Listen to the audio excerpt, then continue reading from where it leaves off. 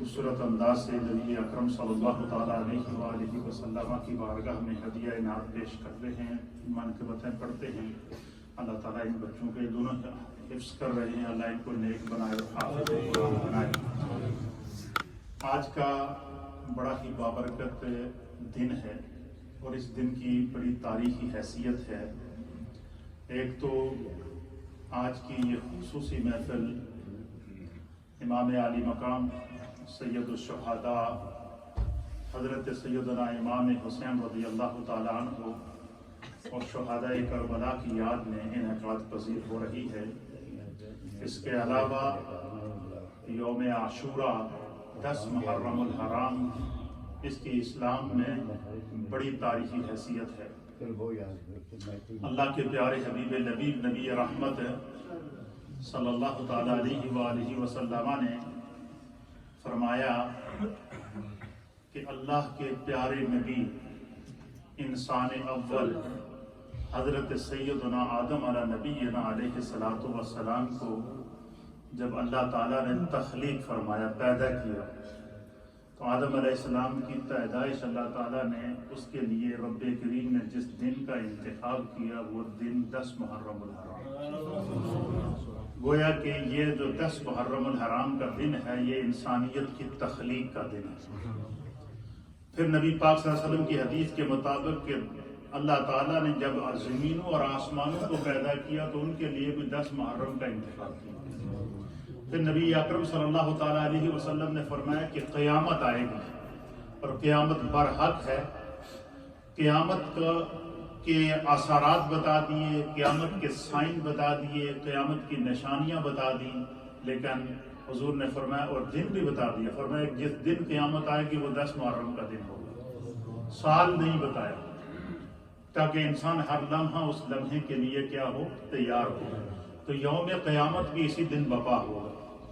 अल्लाह के नबी हज़रत सैयदना इब्राहीम अला नबीना अलैहि सलातो वस्सलाम को जब आग से अल्लाह ताला ने निजात अता फरमाई तो वो दिन भी 10 मुहर्रम का था। हज़रत सैयदना मूसा अला नबीना अलैहि सलातो वस्सलाम को जब फ़िरऔन और फ़िरऔनियों के जुल्म और सितम से निजात अल्लाह ताला ने अता फरमाई तो वो दिन भी 10 मुहर्रम का दिन था। फिर इसी तरीके से एक रवायत के मुताबिक नबी अकरम सल्लल्लाहु ताला अलैहि वसल्लम ने फरमाया कि जब एंड ऑफ द वर्ल्ड होगा तो वो भी 10 मुहर्रम का दिन होगा। और हुज़ूर अल्लाह नबी अलैहि सलातो वस्सलाम ने फरमाया कि अल्लाह के नबी हज़रत यूनुस अलैहिस्सलाम को जब अल्लाह ने मछली के पेट से बाहर निकाला तो ये दिन भी 10 मुहर्रम का दिन था। फिर कौम यूनुस अलैहिस्सलाम की जो तौबा अल्लाह ने कबूल की तो वो भी 10 मुहर्रम का दिन था। और खुदा की कुदरत देखिए, जितने भी बड़े बड़े आसारात हैं, जो जितने भी बड़े बड़े इंसानियत के जो है वो जो रोनमा होने वाले वाक़यात हैं जिनके साथ इंसानियत जुड़ी हुई है, उसके लिए अल्लाह ने 10 मुहर्रम का इंतखाब किया। और फिर ये खुदा की इसमें मशीयत शामिल थी। तो इमाम आली मकाम सैयदुश्शुहदा हज़रत इमाम हुसैन रज़ियल्लाहु ताला अन्हु की शहादत का जब दिन आया और आपने जब अपनी कुर्बानी पेश की तो उसके लिए भी अल्लाह ताला ने 10 मुहर्रम का इंतखाब किया। 10 मुहर्रम के दिन इमाम आली मकाम सैयदना इमाम हुसैन रज़ियल्लाहु ताला अन्हु का शहादत पाना और 10 मुहर्रम के दिन इमाम आली मकाम इमाम हुसैन की शहादत से इस्लाम को और दीन को बका मिलना, ये इस बात की अलामत है कि इमाम आली मकाम इमाम हुसैन की कुर्बानी को अल्लाह ने अपनी बारगाह में कबूल किया। क्यों कि इसी दिन को अल्लाह ने अंबिया के लिए खास किया। इसी दिन को अल्लाह ताला ने जो है वो इंसान अव्वल की हज़रत आदम अलैहिस्सलाम की पैदाइश के लिए खास किया। इसी दिन को अल्लाह ने क़यामत के लिए खास किया। और इसी दिन हज़रत सैयदना इमाम आली मकाम इमाम हुसैन की शहादत का होना ये हक की फतह है।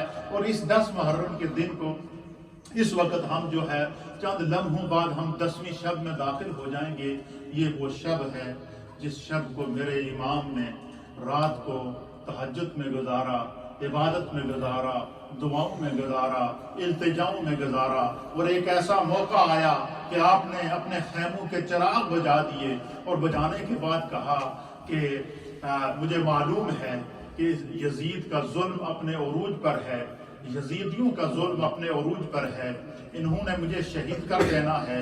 اور انہوں نے نبی پاک کے دین کی حرمتوں کو پامال کرنا ہے، لہٰذا میں نے چراغ بجھا دیے ہیں، ابھی رات کا اندھیرا ہے، جس نے جانا ہے، جو جانا چاہتا ہے وہ چلا جائے، میں اس کو بالکل نہیں روکوں گا اور نہ ہی اس کو کسی قسم کی جو وہ ملامت کروں گا۔ تو کوئی بھی آپ کے ساتھ چھوڑ کر نہ گیا اور سارے کے سارے نفوس آپ کے ساتھ وہاں پر موجود رہے۔ امام عالی مقام امام حسین رضی اللہ تعالیٰ عنہ نے جو اتنی بڑی قربانی دی، جس میں 6 ماہ کا ننھا بچہ بھی قربان ہوتا ہوا نظر آ رہا ہے، جس میں نوجوان علی اکبر بھی قربان ہوتے ہوئے نظر آ رہے ہیں، جس میں خاندان نبوت کے 20 افراد، اہل بیت اطہار کے خاندان نبوت کے 20 افراد تھے جنہوں نے کربلا میں قربانی دی۔ 20 افراد خاندان نبوت کے وہ ہیں جنہوں نے کربلا کے اندر قربانی دی ہے۔ اس کے علاوہ 72 افراد جنہوں نے کربلا کے اندر قربانی پیش کی ہے۔ تو یہ اللہ رب العالمین کی بارگاہ میں اتنی بڑی قربانی امام عالی مقام امام حسین نے پیش کی ہے۔ اور اگر امام عالی مقام امام حسین جنہوں نے رات دعاؤں میں گزاری، التجاؤں میں گزاری، وہ اگر اپنے رب کی بارگاہ میں اور اپنے محبوب کے وسیلہ پیش کر کے دعا کرتے تو کیا سے کیا نہ ہو جاتا، لیکن چونکہ اللہ کی آزمائش تھی اور اللہ نے دین مصطفیٰ کو بچانا تھا اور سب سے بڑی قربانی لینی تھی تاکہ قیامت تک کے لیے دین بچ جائے، اور اس پورے نقشے کو حضرت میاں محمد بخش عارف کھڑی رحمت اللہ علیہ نے بڑا دو جملوں میں آپ نے نقشہ کھینچا۔ آپ فرماتے ہیں کہ قوت ہوندیاں زور نہیں لایا، بیٹھے من رضائی۔ قوت ہوندیاں زور نہیں لایا، بیٹھے من رضائی، دنیا اتے پیاسے گئے دین دنی دے سائیں۔ آپ فرماتے ہیں کہ قوت ہوندیاں زور نہ لایا، کیا مطلب ہے کہ اگر امام عالی مقام امام حسین دعا مانگتے تو وہ جو آپ کے قریب نہر فرات بہ رہی تھی، دریا بہ رہا تھا، وہ پورے کا پورا رخ کربلا کی طرف کر لیتا، لیکن کائنات کو یہ بچانا تھا کہ جب دین کے اوپر آنچ آ جائے، دین کے اوپر آزمائش آ جائے، اللہ کے دین کو جب بچانے کا معاملہ آ جائے تو سب سے بڑی قربانی امام عالی مقام امام حسین نے کیوں پیش کی؟ اس لیے کہ اس دور کے اندر تمام صحابہ کے اندر سب سے پارسا انسان نسب کے اعتبار سے، حسب کے اعتبار سے، قرب کے اعتبار سے وہ امام علی مقام امام حسین رضی اللہ تعالیٰ عنہ تھے۔ اور اگر امام حسین رضی اللہ تعالیٰ عنہ ظالم فاسق و فاجر یزید کی بیعت کر لیتے، آج اگر ہم آپ کو یا کسی کو یا دوسرے کو یا تیسرے کو برائی سے روکتے اور کہتے کہ یہ گناہ کا کام نہ کرو، برائی کا کام نہ کرو، شراب نوشی نہ کرو، برے کاموں کی صحبت کو ترک کر دو، تو وہ شاید یہ کہتا کہ بھائی تم امام حسین سے زیادہ پارسا تو نہیں ہو، انہوں نے تو یزید کی بیعت کر لی تھی۔ اس لیے امام علی مقام امام حسین رضی اللہ تعالیٰ عنہ نے اتنی بڑی قربانی پیش کر دی۔ اور قربانی کیسے پیش کی اس موقف کو آپ خود پیش کرتے ہیں۔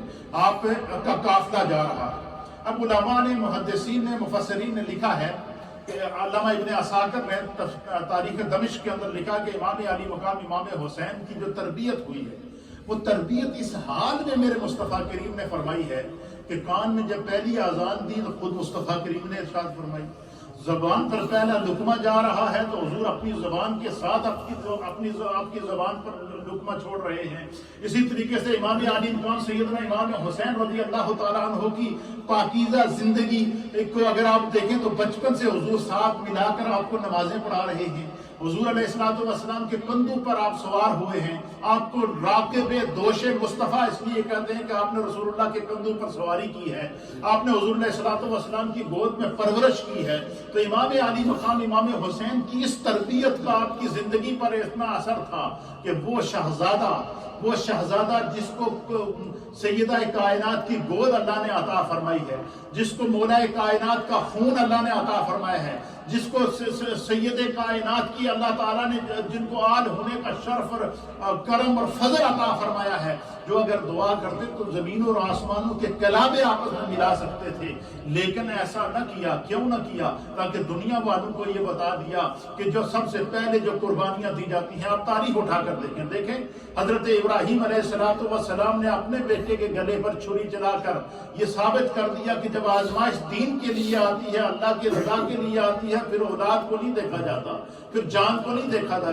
پھر ابراہیم علیہ السلام اس آزمائش سے پھر گزرے اور پھر آپ نے جو ہے وہ سوچا کہ میرے اللہ کے دین کو فتح تو مل جائے گی اور اللہ کی وحدانیت کا جھنڈا تو علم تو گڑ جائے گا، لیکن اس کے لیے ابراہیم کو آگ سے گزرنا پڑے گا. آگ سے گزر گئے حضرت سیدنا ابراہیم علیہ نبینا علیہ السلام آگ سے گزر گئے اور پھر اپنے بیٹے کی گردن پر چھری چلا دی. دیکھیں اتنی بڑی آزمائشوں سے جب انبیاء گزرے ہیں اور پھر نبی علیہ السلام کی ذات پر نبوت ختم ہو چکی ہے، آپ خاتم النبیین ہیں.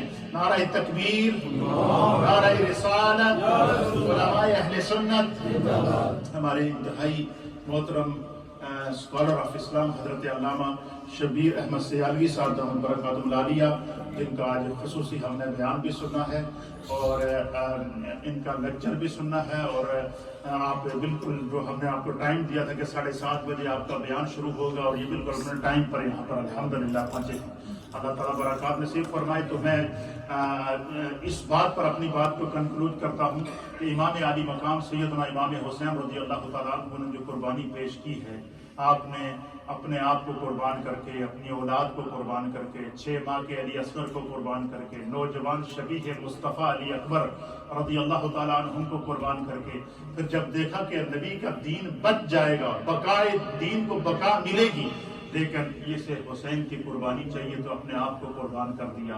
تو بتایا کیا تھا کہ دین کے لیے اپنے آپ کو تیار رکھو. دین کے لیے اپنی فلسفہ کربلا کیا ہے کہ دین کے لیے اپنے آپ کو تیار رکھو، چاہے اس کے لیے تمہیں اپنی قربانی دینی پڑے. فلسفہ کربلا کیا ہے کہ دین کے لیے اپنے آپ کو، اپنی اولاد کو اگر قربان کرنا پڑے تو ننھے علی اصغر کی قربانی کو اپنے سامنے دیکھ لینا. یہ اسوہ حسینی ہے. دین کے لیے اگر اپنے آپ کو قربان کرنا پڑے تو نوجوان علی اکبر کو دیکھ لینا. یہ جو ہے وہ یہ تمہارے لیے ایگزامپل ہے. اور امام علی مقام سیدنا امام حسین کی قربانی نے ملت کو کیا جوڑا، امت کو کیا جذبہ دیا کہ آج مقبوضہ کشمیر کے اندر اگر آپ نوجوانوں سے پوچھیں کہ تمہیں یہ جذبہ کس نے دیا ہے، تمہارے سامنے تو 6 لاکھ سپر پاور کی آرمی کھڑی ہے، لیکن تم سینہ تان کر کھڑے ہو تو وہ کہتے ہوئے نظر آئیں گے کہ یہ جذبہ ہمیں امام علی مقام امام حسین کربلا میں سکھا گئے. فلسطین کے نوجوان سے پوچھو، فلسطین کے بچے سے پوچھو کہ تمہیں یہ جذبہ کس نے دیا، وہ بھی یہ بتاتا ہوا نظر آتا ہے کہ یہ امام علی مقام کربلا میں ہمیں جذبہ دے گئے. اور پھر کربلا کی تاریخ کو آپ نے 1 ہفتہ ہو گیا ہے، آپ نے دہراتے ہوئے دیکھا ہے افغانستان کے اندر کہ جو دین کے راستے پہ چلتے ہیں خدا ان کی مدد کیسے کرتا ہے. اللہ تعالیٰ ہمیں دین کو سمجھنے کی توفیق عطا فرمائے. بلا تمہید میں اب آپ کو اپنے مہمان مکرم اور آج کے جو ہمارے چیف گیسٹ ہیں، خصوصی مہمان ہیں، حضرت علامہ مولانا شبیر احمد سیالوی صاحب دامت برکاتہ العالیہ، یہ اسکالر آف اسلام ہیں، بڑے خوبصورت انداز سے نبی پاک کی شناخوانی بھی کرتے ہیں، امام علی مقام کی منقبت بھی پیش کرتے ہیں. تو میں آپ کی خدمت میں گزارش کروں گا کہ کچھ نعتیہ اشعار بھی، کچھ منقبت بھی، اور آج کے جو آپ کو ٹاپک دیا گیا ہے اس کے حوالے سے اپنی گفتگو سے ہم سب کو مستفید کریں. ایک خوبصورت نعرے کے ساتھ استقبال کریں اور نعرہ اس طرح لگائیں، آپ ان کے نعرے کو کیچ کیجئے گا، دکھائیے گا کہ نعرہ تکبیر پر ایک ہاتھ کو بلند کر کے اللہ کی وحدانیت کا اظہار کریں اور نعرہ رسالت پر دونوں ہاتھوں کو لہرا کر نبی پاک سے محبت کا اظہار کریں گے. پھر اسی طریقے سے جب محبت کے ساتھ جیسے میں نعرہ لگاتا جاؤں گا آپ میرے ساتھ جو ہے وہ جواب دیتے جائیں گے. نعرہ تکبیر، نعرہ رسالت، نعرہ رسالت، نعرہ تحقیق، نعرہ حیدری، علماء اہل سنت، شہداء کربلا.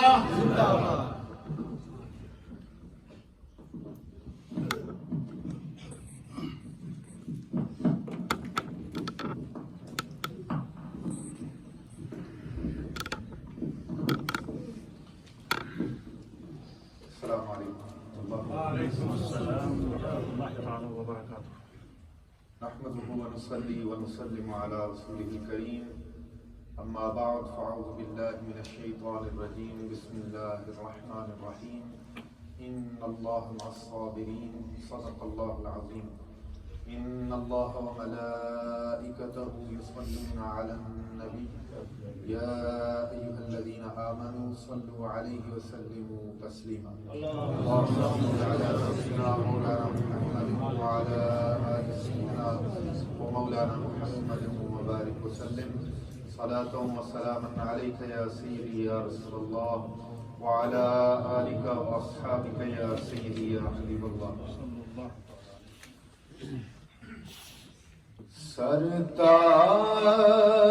سرتاب قدم ہے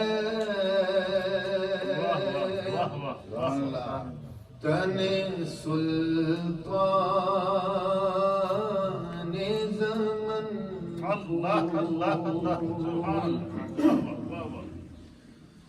سرتاب قدم ہے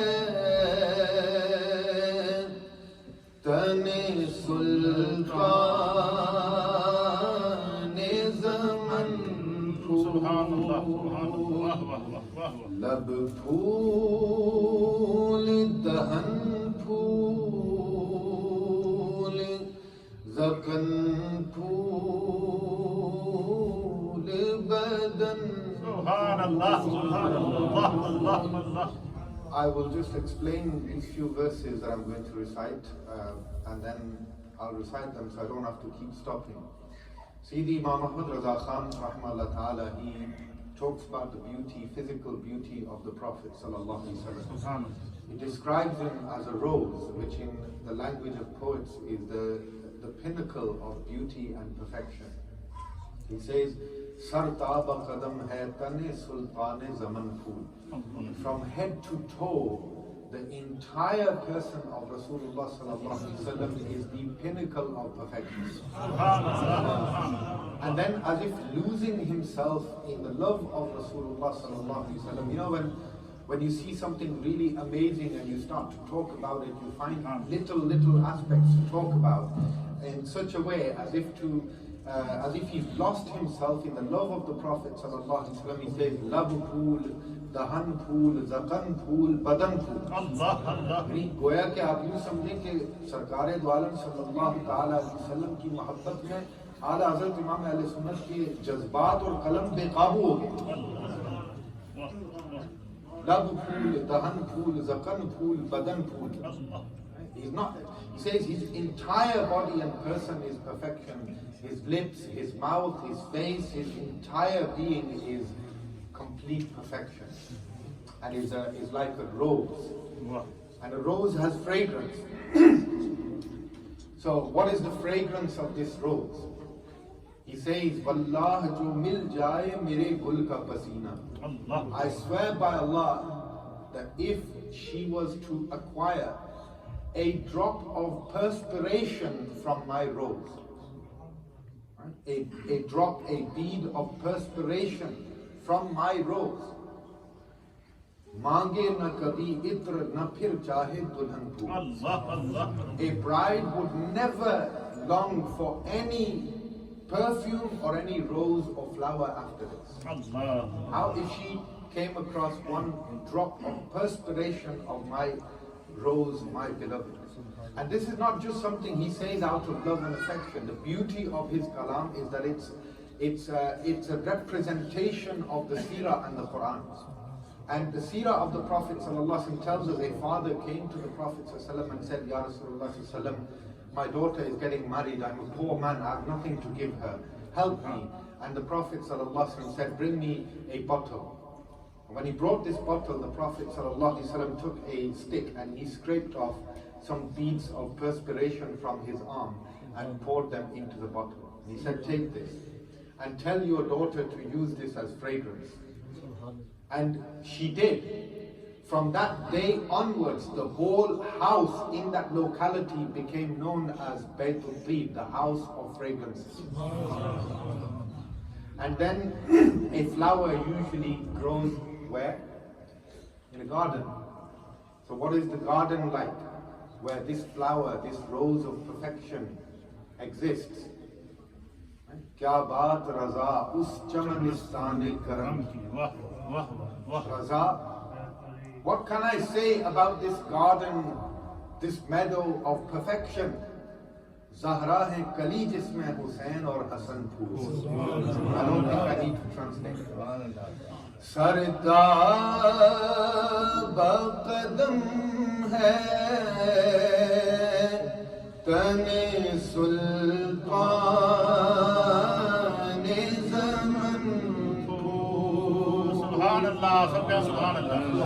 لب پھول دہن پھول زقن پھول بدن پھول.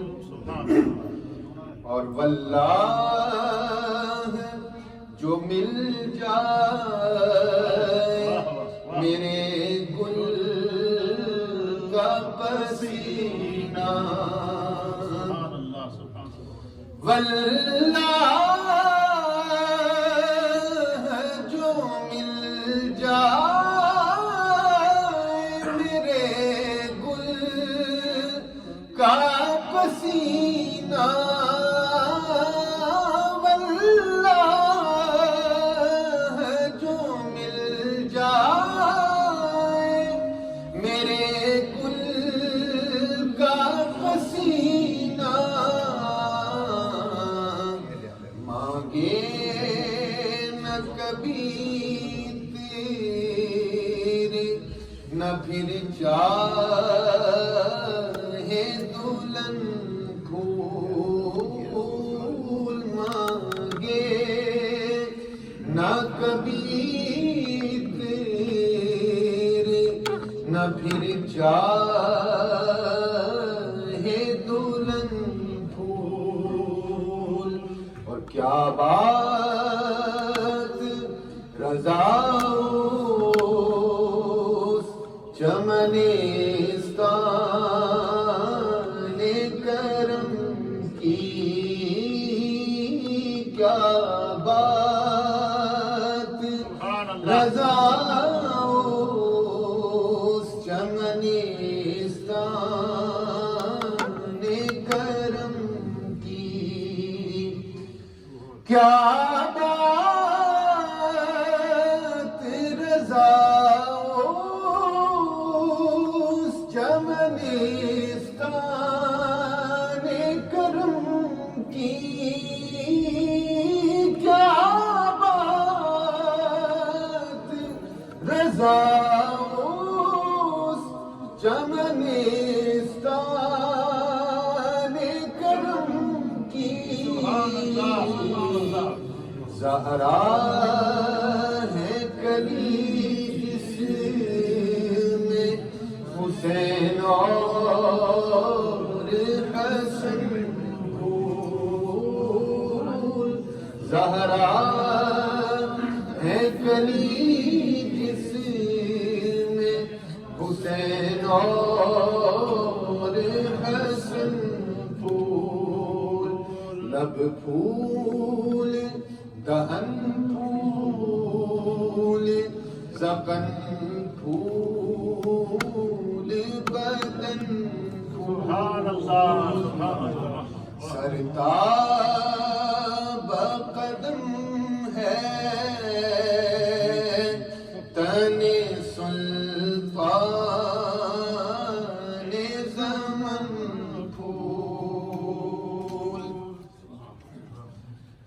Most honorable scholars, ulama kiram, Mufti Sahib, and distinguished guests and audience viewers and listeners, alhamdulillah, it's a huge privilege that we have been granted the tawfiq by Allah subhanahu wa ta'ala to gather on this blessed occasion, in this blessed gathering, and especially when the night approaching is the blessed 10th night of Muharram al-Haram and the blessed night of Ashura.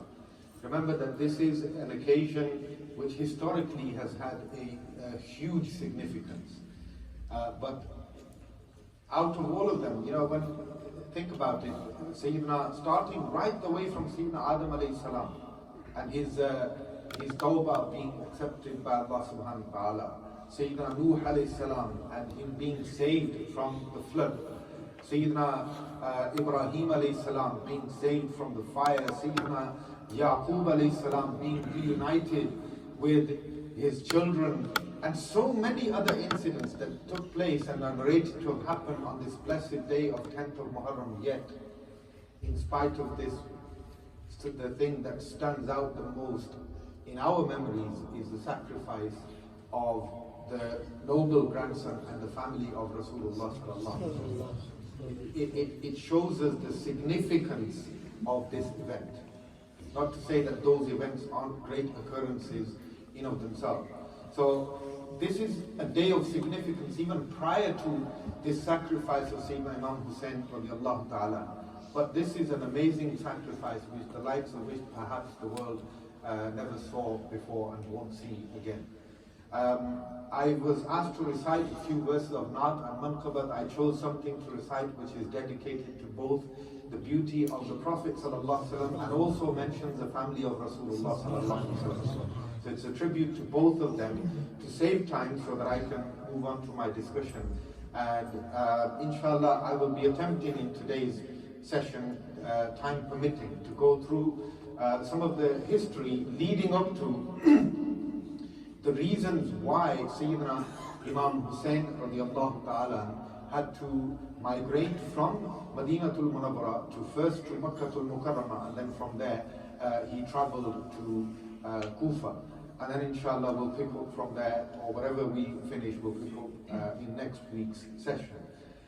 It would be nice to go back through a bit more history and talk about the Khilafah and actually just immerse ourselves in the zikr and remembrance of all the Khulafa al-Rashideen, starting from Sayyidina Abu Bakr Siddiq radiallahu ta'ala all the way to Sayyidina Ali al-Murtada radiallahu ta'ala. But I don't have enough time to go through that history. So where I'm going to start from is the Khilafah of Sayyidina Imam Hassan Mujtaba radiallahu ta'ala. So after Sayyidina Ali al-Murtada radiallahu ta'ala was martyred, Sayyidina Imam Hassan radiallahu ta'ala, he became the Khalifa and the leader of the Muslims. And he was, and rightly so, thousands of people beginning in Kufa, they pledged allegiance and did bay'ah at the hands of Sayyidina Imam Hassan radiallahu ta'ala. And approximately 6 months, Sayyidina Imam Hassan radiallahu ta'ala, he remained the Khalifa. But as is known very famously, Sayyidina Imam Hassan radiallahu ta'ala, he abdicated from his Khilafah in favor of Sayyidina Muawiyah radiallahu ta'ala.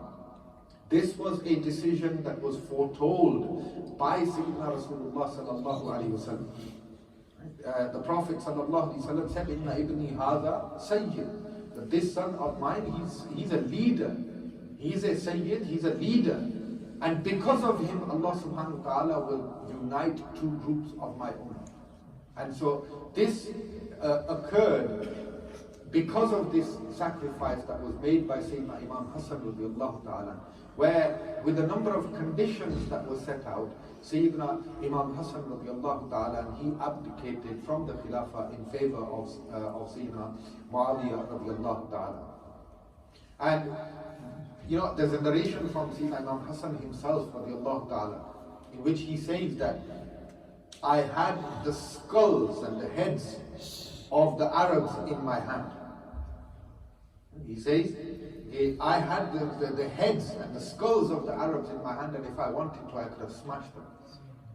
یہ سیدنا امام حسن رضی اللہ تعالیٰ عنہ کے اپنے الفاظ ہیں کہ میرے ہاتھوں میں عربوں کی کھوپڑیاں تھیں، اگر میں چاہتا تو انہیں اس طرح ٹکرا کر بالکل مسمار کر دیتا، ختم کر دیتا، لیکن سرکار دو عالم صلی اللہ علیہ وسلم نے پہلے سے یہ سیدنا امام حسن رضی اللہ تعالیٰ عنہ کی خوبی بیان کر دی تھی کہ یہ میرا بیٹا سید ہے، سردار ہے، اور اس کی وجہ سے دو مسلمانوں کے گروہوں کے درمیان صلح ہوئی. So this was the reason Sayyidina Imam Hassan radiallahu